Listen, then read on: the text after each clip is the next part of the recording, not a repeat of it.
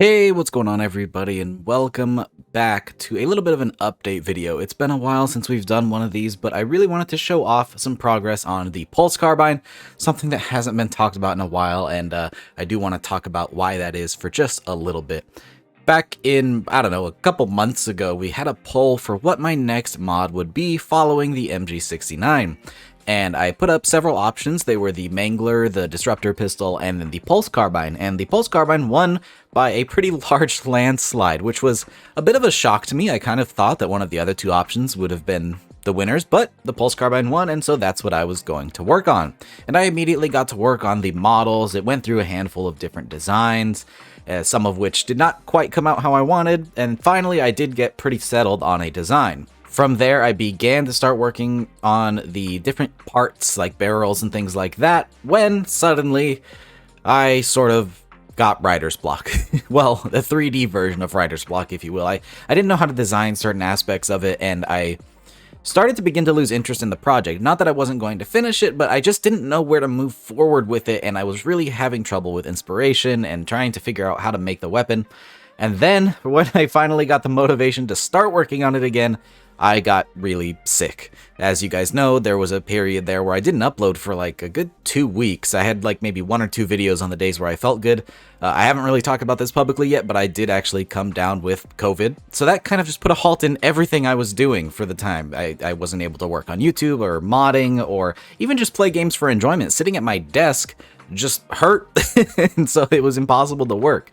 But now, as you know, we are back to normal. Things are feeling good again, and I started working on the Pulse Carbine, and I'm really happy that I did. One of the other aspects of the Pulse Carbine that was really holding me up was the texturing side of things. I just hadn't been confident yet with my ability to texture things. Things like the MG69, all I did was just throw on metal and wood textures, and then just kind of left it at that. But something like the Pulse Carbine, which is primarily a white block of plastic, it needs more, and I didn't know how to do that yet. So I really took the time a few days ago and just sat down and forced myself to texture and experiment and play with things, and now I have some designs that I really like, and I want to show them to you. It's probably already been playing on screen a little bit in the background here, but let's go ahead and jump in game and check out what I've been working on with the Pulse Carbine, and a little bit later in the video we'll talk about what's gonna wrap this project up and what I'm gonna do for future projects, because I like to share that stuff with you guys and be a little bit more transparent. And I'm gonna work on transparency a lot more this year with the behind the scenes sort of stuff and how future projects are gonna go. So let's go ahead and hop in game, like I said, and check out the Pulse Carbine as it stands so far. So what we're looking at here is the Pulse Carbine, at least a temporary version of it. Now, it's important to keep in mind that as we're looking at this build is in super early pre-alpha. Like, it's not even close to ready. The most finalized thing on here is maybe the textures on the white portion of this build, but the rest of it is all just really solid colors. They are not nearly done, so anything you see here is subject to change. It's just really important to keep that in mind, especially this trigger area here. This is completely a placeholder that I just kind of mocked up random shapes to, just so that I could get it into the player's hands the way that it's supposed to look.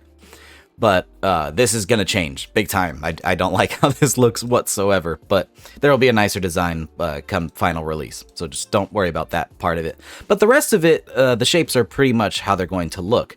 Now, in case you somehow haven't followed the development of this weapon, much like the skewer that I released a few months back, this is a Halo weapon that I'm trying to redesign to fit into the style of Fallout. Now, the skewer itself had a very heavy redesign in that it looks nothing like the original source material. Whereas with the Pulse Carbine, I wanted to keep it pretty similar to the Halo style of Pulse Carbine, but give it some more rigid edges. The Covenant weapons are typically very round, and there is still some of that kept here, like in this area. But for the most part, it's a lot more square and rigid. For example, this whole front area would be a completely oval shape in Halo, whereas here it's 3 pretty straight lines to kind of make it conform more to the Institute style, as this is going to be an Institute weapon. For me, the Institute sandbox is really boring. All they have is their one laser variant, and that's it. And I wanted to give them a little bit more variety, and that's what this mod is going to do. So what we're looking at here is all of these standard attachments. This is how you will find it when you first pick it up with nothing on it. This is the basic version. Again, that trigger area is going to change, but this is the shape of the standard barrel. That is what the sight looks like. I know it shows up pink right now, but if we actually take it in game, you'll see that it does glow a nice blue. The reason for the pink is because I don't actually have a texture on it at the moment. It's just an emissive color, which is the glowy bit of it. So that'll get fixed by the time final release, of course. Again, all of this is super early build. And the way that this weapon is going to function is pretty simple. It's essentially the Institute's answer to a plasma weapon. When it fires this projectile here. So not a solid laser. Again, this is intended to be a weapon different from the vanilla Institute laser rifle. Now, if we go ahead and turn off combat for just 1 second and plop down something like a Deathclaw, the other thing that's going to make this weapon special is the ability to lock onto targets. So as you can see, it's sort of a fire and forget smart weapon. Now this is going to come at the cost of damage, otherwise this weapon would be very OP. Now something I do want to ask you guys is if you think that that lock-on ability should be innate to the weapon or something that gets added by maybe a receiver upgrade or a special targeting sight. I haven't really decided yet. I kind of wanted it to be standard for this weapon to make it special and unique, but that's something that can always change for balance reasons. One part of this weapon that is definitely my favorite part is if we get a nice angle on the Deathclaw here and line up the lock and we miss, we actually create some really fun laser bolts that just kind of spin around the target pretty much forever. I don't know how well that comes across on camera, but they are just circling non-stop until they eventually hit their maximum range, which is pretty interesting. Now, I do also have some attachments that I can show off in today's video. Not all of them are done. In fact, not even close to all of them are done, but I do have a couple.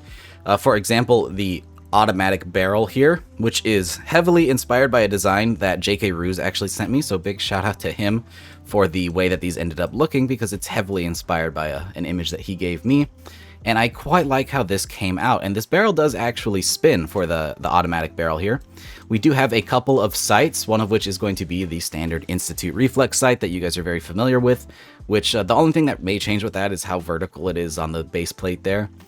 We also have a scope at the moment that is a little bit tweaked off of the vanilla design. The vanilla Institute scope is much shorter than this, and possibly facing the other direction. I don't actually remember off the top of my head because I never really use Institute weapons, but I quite like the design of this one having the longer rear end, and I think it suits this weapon really nicely. There will be more scope options upon final release, of course. This is just what I have so far, kind of playing with the color scheme and seeing how everything fits together. So yeah, we have that. As for the barrels, we only have the standard and automatic in an actual modeled format. Right now, the splitter and sniper barrels, I just have the plasma ones on as a placeholder, but there will be a shotgun variant, basically, and a sniper variant that shoots a faster projectile, which will be interesting, I think, with the homing effect. But yeah, as of right now, just the standard and automatic. I'll go ahead and show off the automatic barrel in first person. I'm not sure how well you'll be able to see this on camera, but it does spin, much like all of the other laser weapons in Fallout 4. And then that is the reload. I don't know if that's been on camera yet either. Try to show off as much as I can for you guys in this little sneak peek, because it's been a while since I've talked about the mods I've been working on. But yeah, that's basically all of the progress that I have so far on the Pulse Carbine. It is getting pretty close to a finished state in terms of the modeling and stuff. I still need to get like those rest of those barrels, a couple more sight options, and I really need to focus on the grip and stock options as well, and maybe a few other miscellaneous attachments here and there. But after that, it's all a bunch of CK work, getting it implemented into the game, and of course added to the leveled list. Like I said before, this is intended to be added to the Institute leveled list, so that instead of just finding the Institute laser, there's a chance you might find this too. Another question I have for you guys is if you think it should be as common as the Institute laser, but maybe appearing at higher levels. For example, I think the Institute laser spawns at... actually, it might spawn immediately the first time you encounter a synth, I guess. So maybe this is something that would spawn at like level 15, something higher level, more akin to the plasma weapons, I suppose.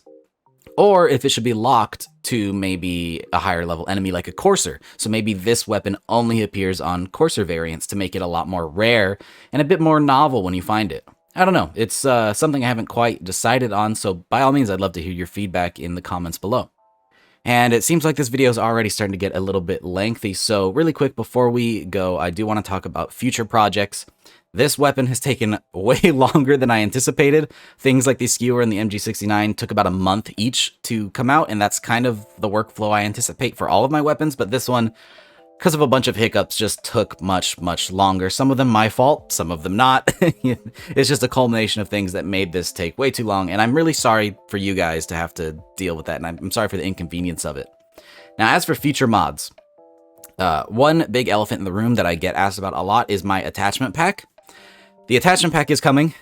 It is on the lower end of my importance for right now because it is such a big project, and to be honest, I've run through so many changes and reworks with it, and the biggest thing is a lot of those things that I made were when I very first started to learn how to mod, and so they were done incorrectly, and it's just not up to the snuff that I want it to be, and it's nowhere near ready for release. And to be honest, if I'm being completely transparent here, it's possible that I'm going to start over on that project because it's nowhere near what I want it to be, and it's nothing like what it's supposed to be. It ended up turning into this overhaul instead of just an attachment pack, which is all it was ever supposed to be in the first place.